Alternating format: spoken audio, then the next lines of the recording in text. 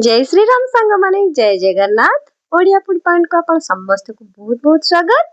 अच्छा कौन कहले सांग माने आपण भी बोर ही गले कि से सेम प्रोसेस रे गुलाब जामुन और रसगुल्ला खाई खाई तेबे किछि भी चिंता नहीं। आज रो रेसिपी आपण को बहुत हेल्पफुल हबो।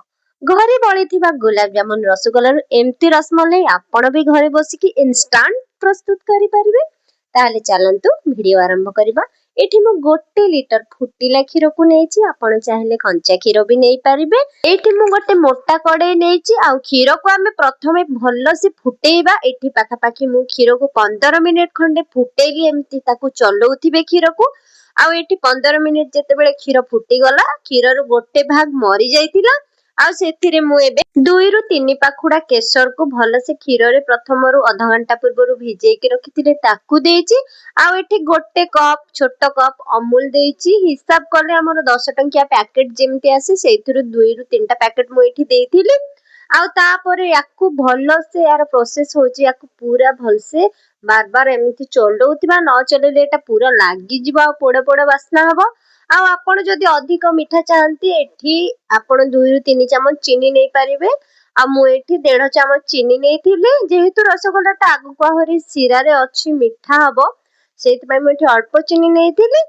चीनी पकई सारला परे आमे आकु पूरा एम्ति चलेइबा, बार बार पूरा चलौथिबा, आकु जम्मा भी छाड़ीबानी, एटा लागि जिबार चांसेस थाए। आ जेमति राबिडी हमर हुए सेही टाइप रो एटा धीरे धीरे हेई जिवो। आ एठी मु टिके स्वाद इनहांस हबो बोली काजू पकेइथिले, आपण चाहिले काजू संपूर्ण स्किप करि परिबे।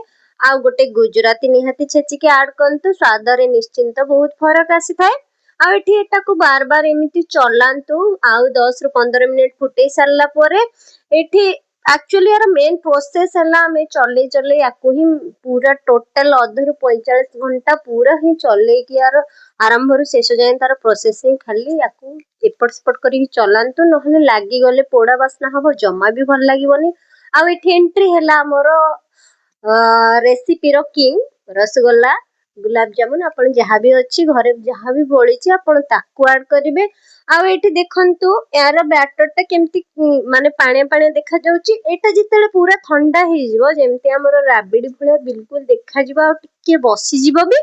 आ एठी याकू म एमती टिके काजू देकी सजे देकी ताकू फ्रीज रे रखि देथिले। देखंतु 2 घंटा परे एमती हेइतला। आ एटा एते एते एते टेस्टी हेइतला, म आपन कहि भी परिबिनी।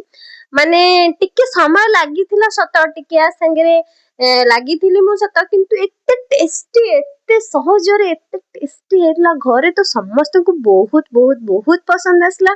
आपण भी बनांतु खांतु। आ केमती कॉल लागिला मते कमेंट बॉक्स रे निश्चिंत जणांतु।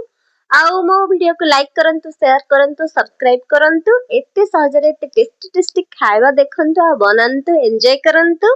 रहिली पुणी आ गोटे वीडियो रे देखा हबो। जय जगन्नाथ, जय श्री राम। बहुत सुस्त खांतु और सुस्त रहंतु।